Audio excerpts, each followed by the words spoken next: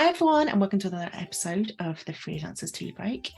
I've got a lovely guest on this week who is Georgina Merckel, and Georgina has been in the Freelance Business Lounge for a few months now, and she is just an incredible VA superstar. She's getting awards and award nominations all over the place.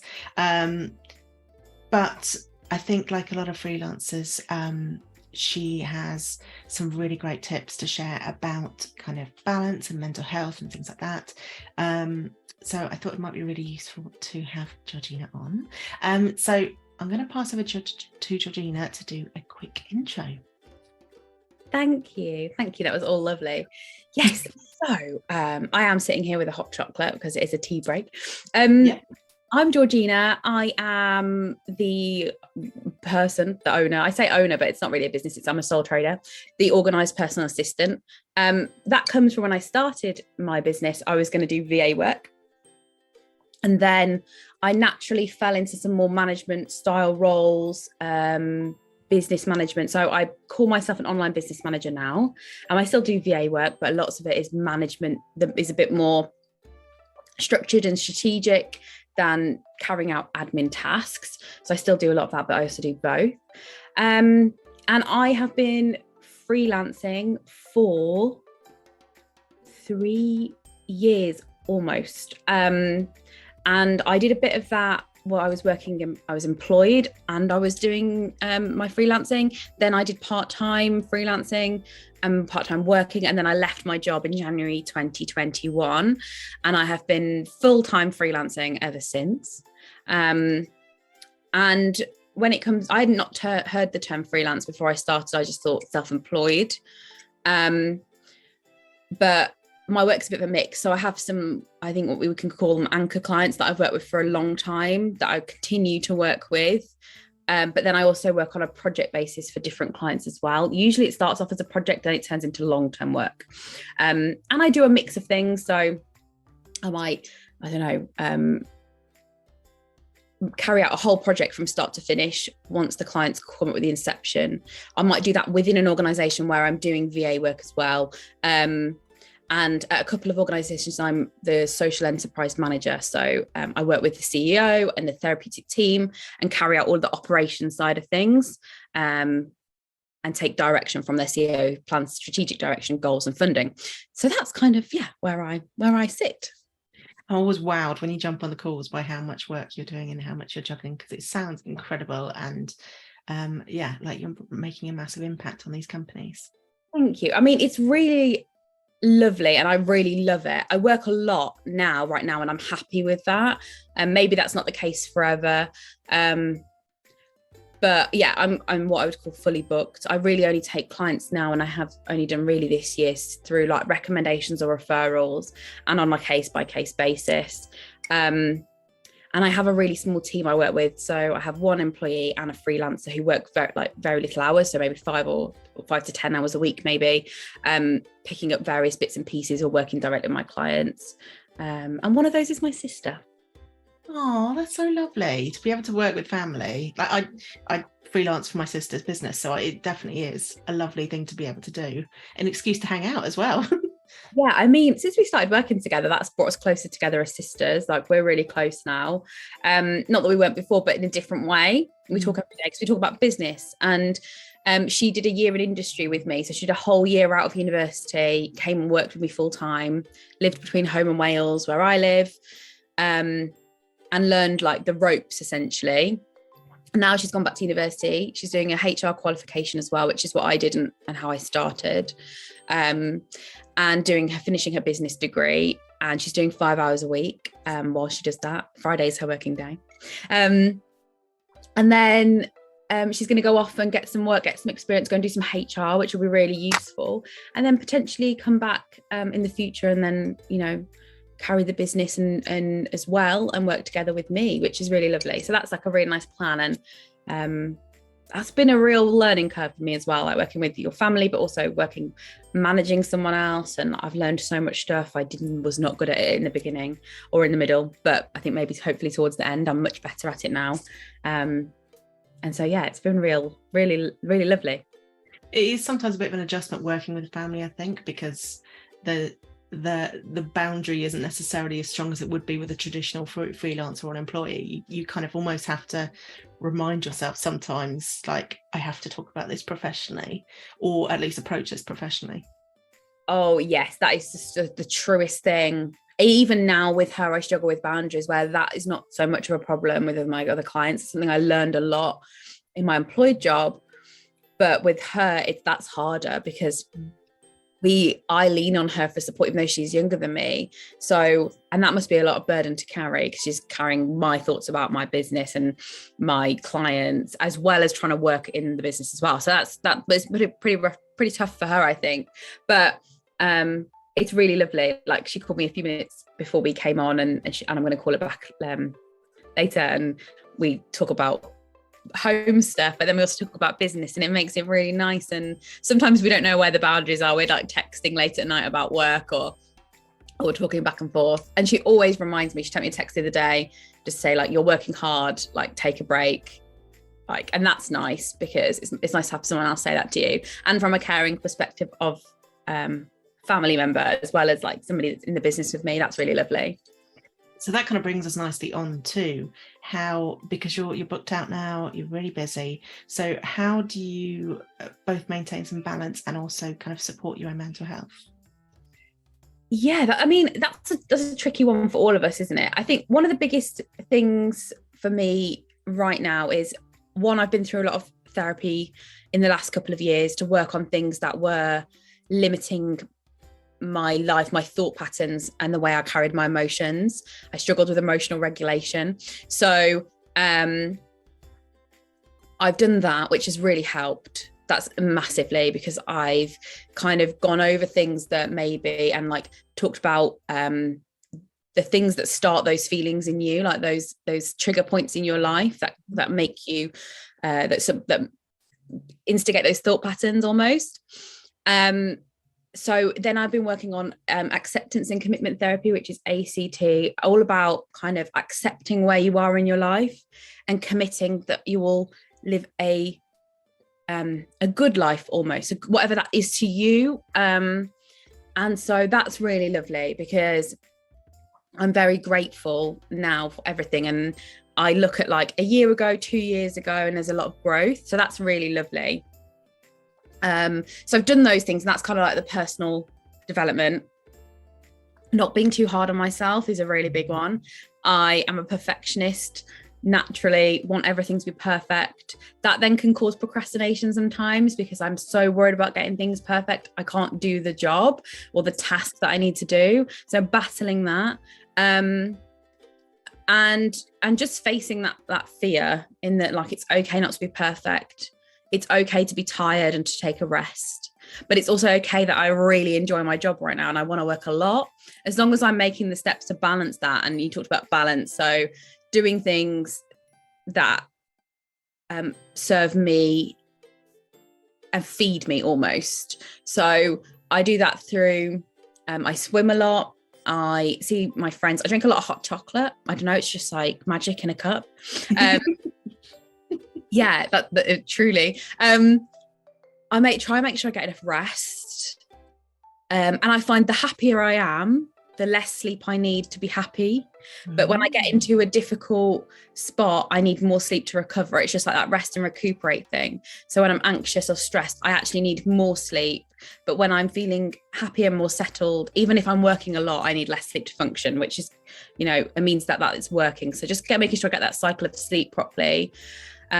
Drinking enough water, always one.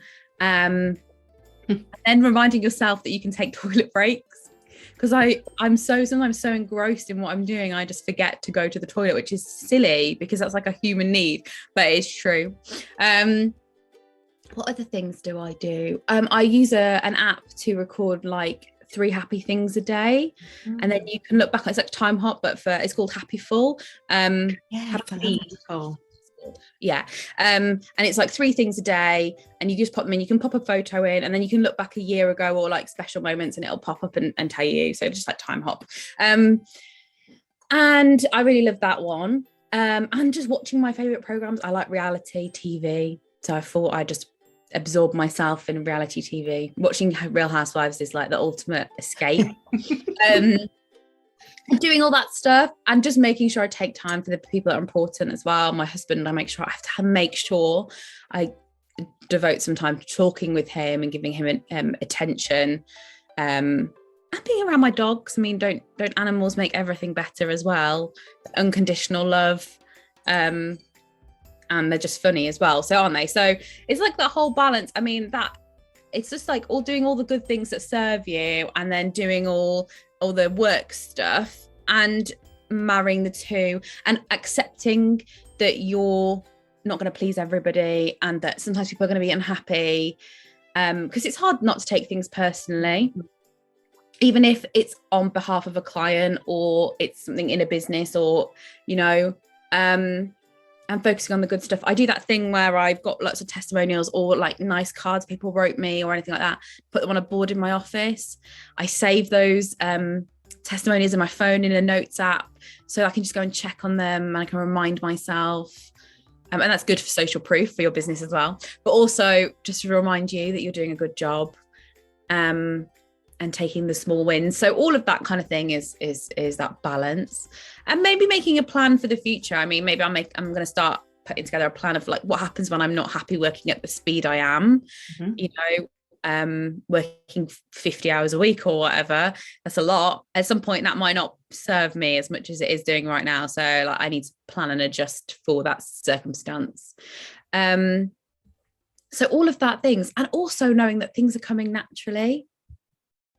Like things just seem to come. I'm just putting things out there and things are coming. Like one of my goals at the beginning of the year was to appear on a podcast, and by August that hadn't happened, and I posted in like a big group on Facebook and was like, is anyone looking for a podcast guest? But I hadn't really done much searching between January and August. And no one replied. And I thought, well, it's a goal I'm just not going to do. But then I started pitching myself, and I did that to people I already followed, I already engaged with in some way, and that's just liking their stuff. And then I messaged them and said, I really love your podcast. So I listen to a lot of podcasts. I listen to them in the car. I listen to them on walk. And I really think I've got this to add. And each thing was different because every podcast is different and a different element. Even if we end up talking about the same things, it's always a different view. You've always got someone else's different viewpoint. So, and I'm putting those out there, contacting people, telling them about you, like not necessarily, not cold DMing, because that's not something I do, but contacting organizations, for example. And off the back of that, I'm going to be doing some teaching in the new year. So it's like putting yourself out there in a safe way. If you don't get a response, it doesn't matter. It's not going to change anything. It's like an additional thing, but it moves my business forward, I guess, each day, if that makes sense. That's a lot of balance, but yeah. No, it was, I mean, you did the same to me. You dropped me a message and we'd already been chatting. And yeah, it was lovely. It was it's very similar actually to what Sylvia sent me, who I just recorded her podcast this week. Very like friendly, not pushy. Clearly you put the time in to think about what you were pitching for, but it didn't feel pushy or anything like that. It just felt like that would be as a podcast owner, it made my job a lot easier, because I was just like, sounds perfect. And then when we managed to finally get a date in. Exactly. And like connection is really important in those things. Like it's hard when you're working on your business so much, working in or on it, to think about things like that and connecting with people, but it does make a difference. And now my entire Instagram feed is full of community. So following people in the same industry as me as well, lots of VAs and OBMs I follow.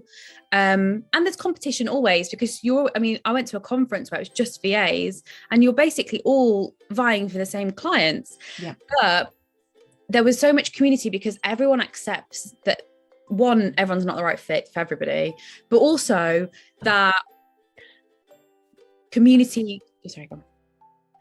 Sorry about that. I had a delivery come in, so I had to cut off Georgina for a second before the ring doorbell went. So sorry, Georgina, pick up where you left off. So I was just talking about community about how my Instagram feed is just full of community now. I follow lots of people in the same industry. And I went to a conference where it was all VAs and we're all vying for the same clients, essentially. So it could be a lot of competition. And amongst women, particularly, that can be pretty nasty sometimes. But it actually was all about community, because there's a million clients out there and we've all got our own niches, and not everyone works for everyone.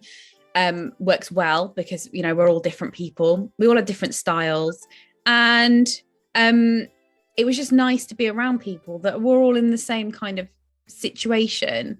And I think we were it's from a corporate side, in that organizations are against each other because they're competing for the same thing, and in big organizations that's the truth.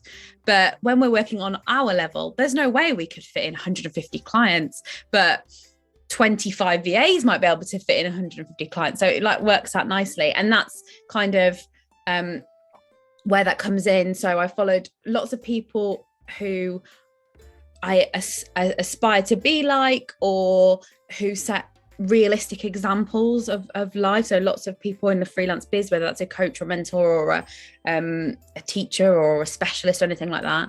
Lots of VAs and OBMs in my industry as well. And then if I get not the great vibe from them, I just unfollow and just, it's my space to look at. And that's really nice, because then I already had a whole section of people I followed who did have podcasts, who I listened to because I followed their Instagram already. So all I'm reaching out is pitching myself in I think I might be the right person to come on your podcast because you've had all these people and this is what I can add. So yeah, just putting those things out there, and out of the back of that, I think I've done 5 or so.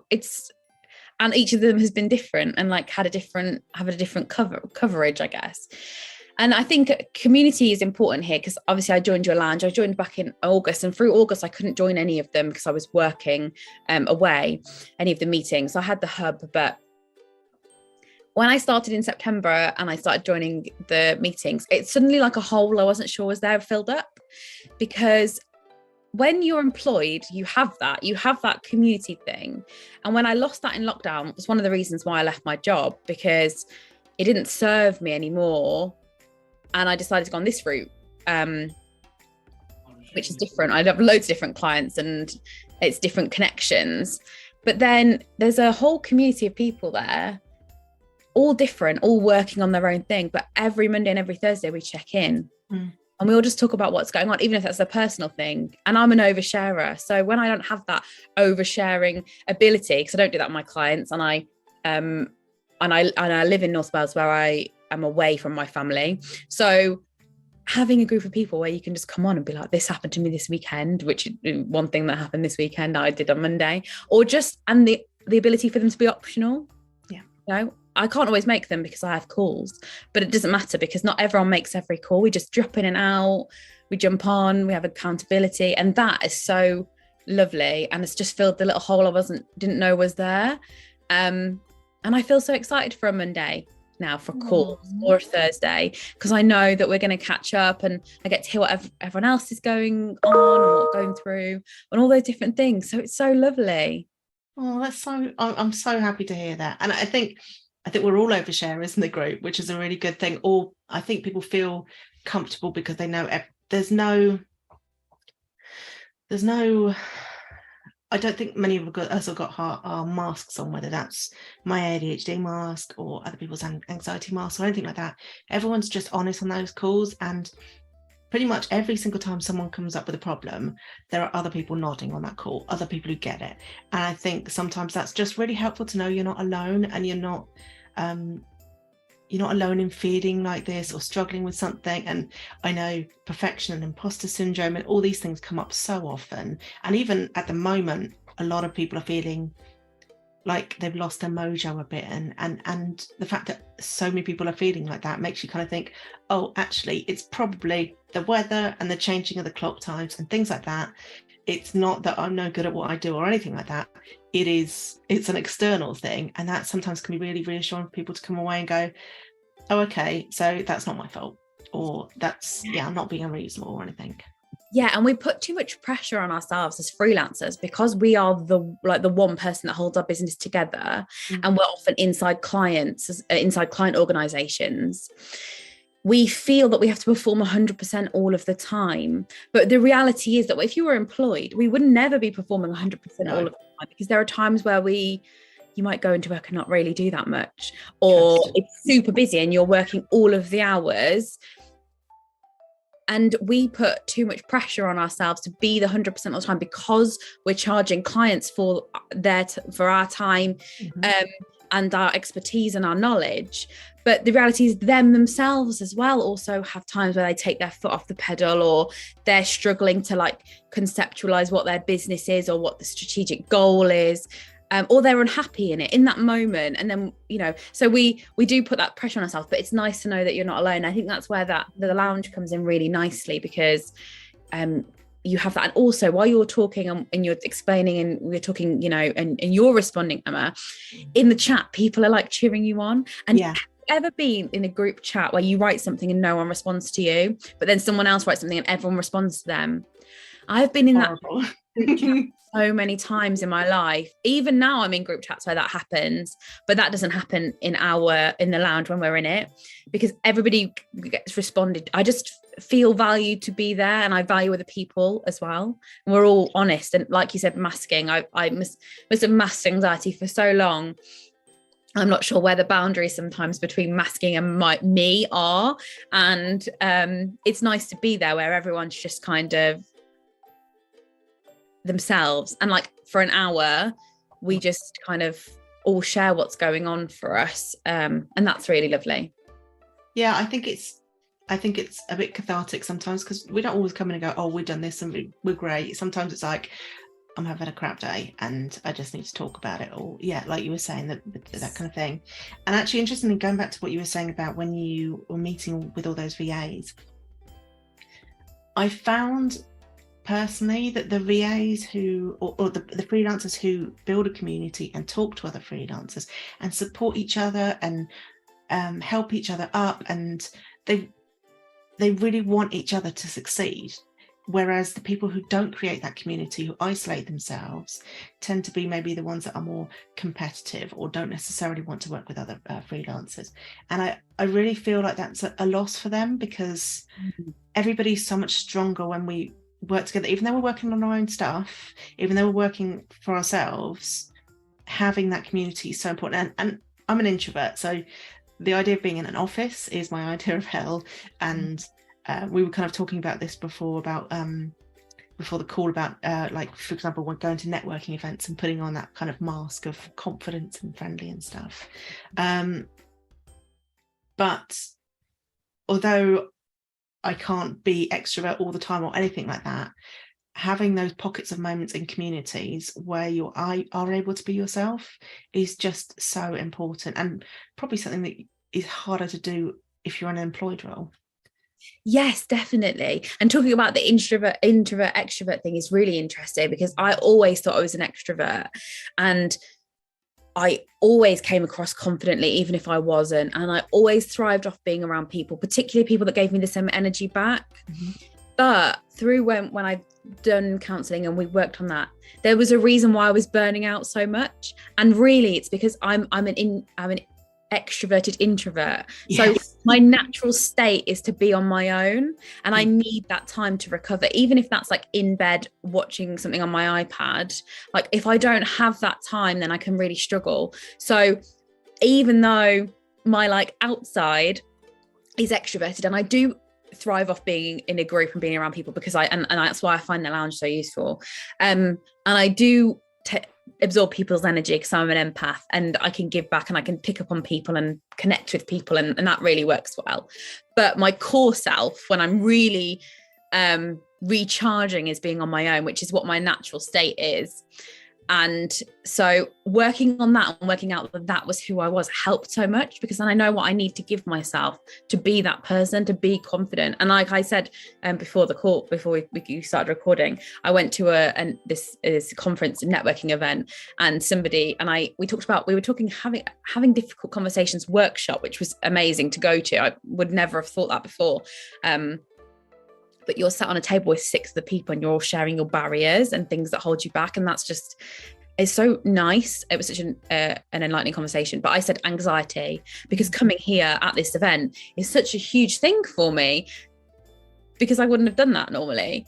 And somebody said, wow, because like, I can't believe that, because you seem so confident on the outside. And it suddenly clicked again in me, like all these things, they click, don't they? But, and they sometimes it takes more than once to click for it to sink in. But I was like, maybe I am both. Maybe I am just anxious on the inside. Always, that's how I'm going to be. And like my time, but also I can be confident on the outside. And that's, you know, that's a strength that people think I'm confident enough. But also then to be honest and say I feel anxious, or I wouldn't have come in a normal situation, made them connect with me more. So it's like that balance, isn't it?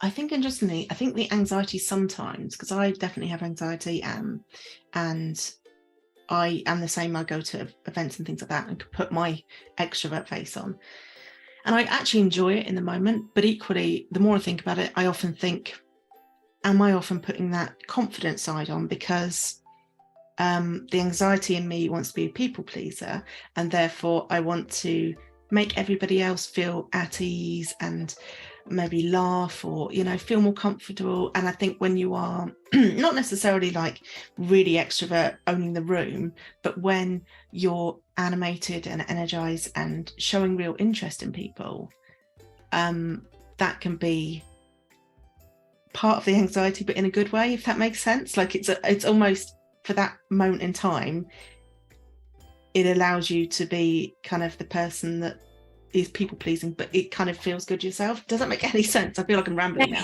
It completely does. I think, yeah, naturally as a people pleaser, you just want other people to be happy. Yeah. But, and I've learned this now, is that you can't please other people unless you're pleasing yourself at the same time. And when you please other people to the extent that it's compromising yourself, even if you don't know what yourself is yet, then you keep burning yourself out. Yeah. And it's like all these things that you do that don't serve you take energy. It's like the spoon theory that is often used in chronic illness, or referring to battery packs.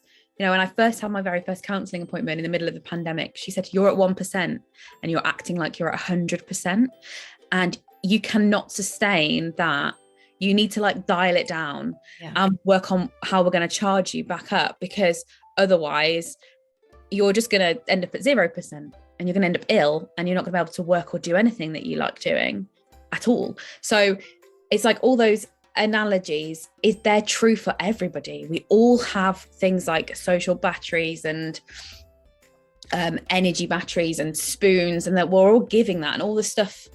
But you have to make sure you're looking after yourself as well. Mm-hmm. And I mean, I'm naturally a people pleaser, but I find I please people better when I'm being myself as well. Yeah. Like it's a balance between, I'm pretty chill. I'll do what other people like to do because I don't mind. You know, I'm not, you know, people say, where do you want to go to eat? And I'm like, I don't mind, because I'll literally do anything. But if you start pleasing on every level, then that's when you start becoming burned out with the situation. So even if you don't mind where you go to eat, you need to make sure you are pleasing yourself in that situation sometimes. And I think you're right, you do put you put the mask on to please other people sometimes. So it's about working out whether that really is serving you. Yeah, especially with clients. completely. And you know, when you're a freelancer, you're in the driving seat. Like you are in charge of your choices. And that's a really hard thing to think. When I first started working and I had clients I didn't serve well or didn't serve me at all, I would be like, well, I need the money. But funnily enough, as soon as I let that client go, something else came along. Mm-hmm. And then maybe that client didn't work out, you know. Actually a year ago, my rabbit died. I'd been working with a client. It was getting very tense. I probably wasn't delivering as best I could have been. She had higher expectations than I could deliver. And my rabbit died, and I sent her, one of my team sent her an email to say, I'm also going to be out of the office this day while I dealt with the situation, and offered her a refund to end. And maybe I knew in my heart that we weren't the right people to work with. And then she responded, accepting the refund, said she'll find someone else. But then I was hurt then, because I was like, you know, I haven't done my best. I'm a perfectionist, so I'm not doing my best thing, but I wasn't doing my best in the first place. So after a while of like coming around to the idea of we just weren't serving each other, and other things will come differently. And you said this to me on a call recently. I said, I'm so lucky. I've been nominated for some awards at the end of the month, and I'm fully booked, and I'm getting loads of referrals, word of mouth.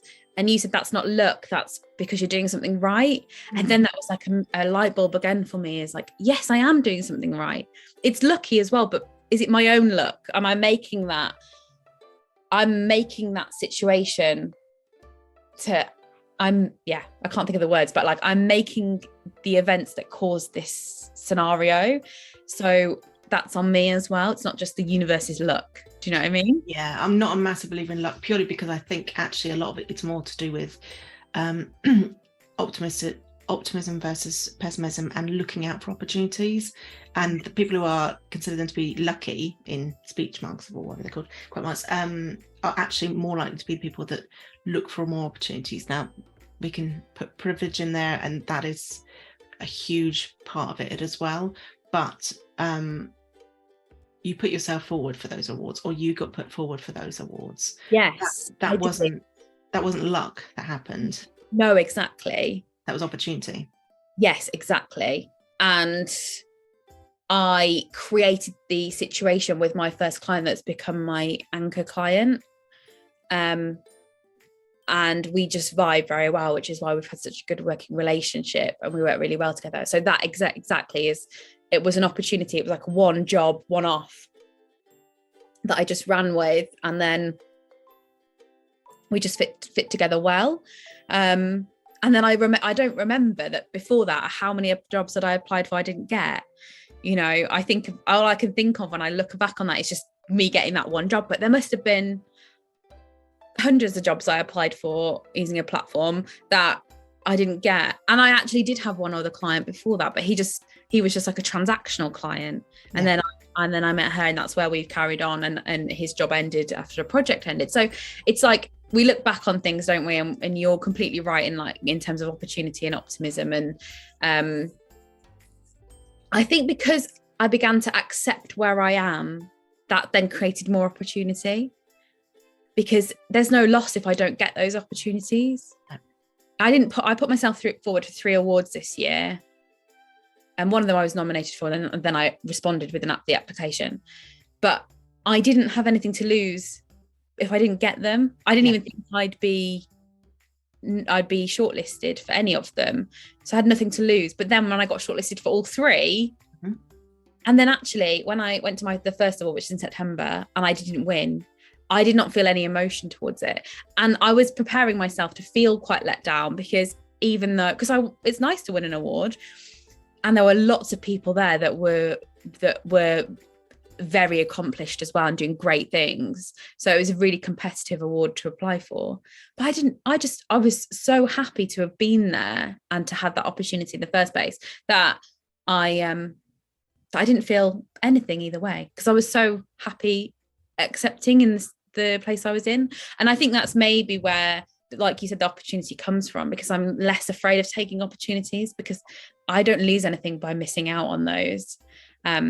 I applied for another award and got a rejection yesterday, and I just thought the first thing I thought was how many amazing people must have been finalists, because there's like thousands of applications. It's for the awards created by Holly & Co for small businesses. That's huge. Yeah, I mean, huge awards, money, you get the prizes, so it's like a massive awards. And like, how amazing for those people that do go on. That's the first thing I thought. Not that I was disappointed I didn't get it, because it's just, I'm so pleased and happy where I am, if that makes sense. Yeah, no, absolutely makes sense. You're right, it is about getting those opportunities, and that's where I think that acceptance and commitment therapy came in, because working on accepting and committing to it, to be happy where I am, has meant that applying for other opportunities there's less fear there.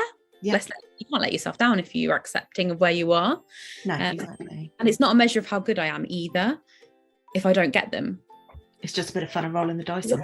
Yeah, it's just recognition for what you're doing. And you get that in other ways. I get that from the lounge, I get that from my husband, I get that from my clients, I get that from testimonials and all of that kind of thing. So that if you feed like lots of different ways to get the feeling that you want, then it's easier. I love that. Yeah. Right, where can we find you online? So I'm at Work with Georgina on Instagram. My business is at The Organised Personal Assistant, or I'm on LinkedIn, Georgina Merckel. And Work with Topper. Topper is The Organised Personal Assistant. Workwithtopper.com is my website. And that's where you can find me. And you've got another Instagram as well. Oh, at G Merckel. Gee Merckel is my personal Instagram, where I post all about swimming and dogs and things I do on the weekends. And then Work with Georgina is more about my business and anxiety and those things.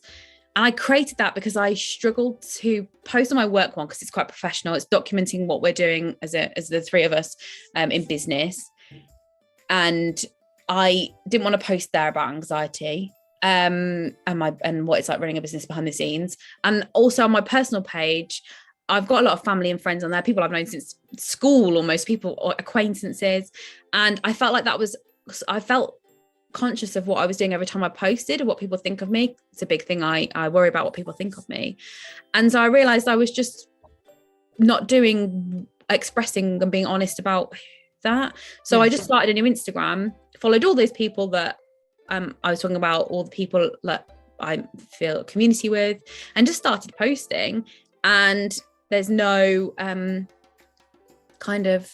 I'm not holding back. I'm just posting my honest truth there and keeping my nice, my personal Instagram for swimming and dogs and friends and drinking and all of the fun things that I do. And I'm not aware then of family or friends that technically are following me to keep up with my life. People follow me on my work one to keep up with my business and my truth about anxiety and stuff. Because so that was good. Working out what held me back with that. Why wasn't I posting about it? Well, so I just did something different. And that's nice now because I've got like spaces where I can post whatever I like. And actually the interaction on my business one is so much, almost every story I post, people reply because they're the right people to follow me. And I follow them and I'm interacting with them. Whereas on my personal page, I get friends and family that like my pictures and some businessy people and clients that like what's going on, but there's not as much interaction because it's people are following me for my life to see what it's like rather than my business and all of that kind of thing. So yeah. Well, thank you so much for coming on, and it's been an absolute pleasure. Thank you for having me, and thank you for creating the space to do this as well, like having your podcast, having the lounge, having the Facebook group, because it makes us all feel less alone. And I think that's a huge thing when you work for yourself. It's really isolating. And like I said, filling that gap that I didn't know I had. And there's a lot of people probably out there that feel that way. So thank you. I'm just popping on to add another update. So it's been a couple of weeks since we did this episode, and I'm really excited to say that ever since then, Georgina won not one of those awards but two. So she is now Forward Ladies Young Entrepreneur of the Year and also IPSE's Young Freelancer of the Year. So fantastic work for Georgina there, and really proof that it's so important to put yourself forward for these sorts of awards, and she thoroughly deserves those wins.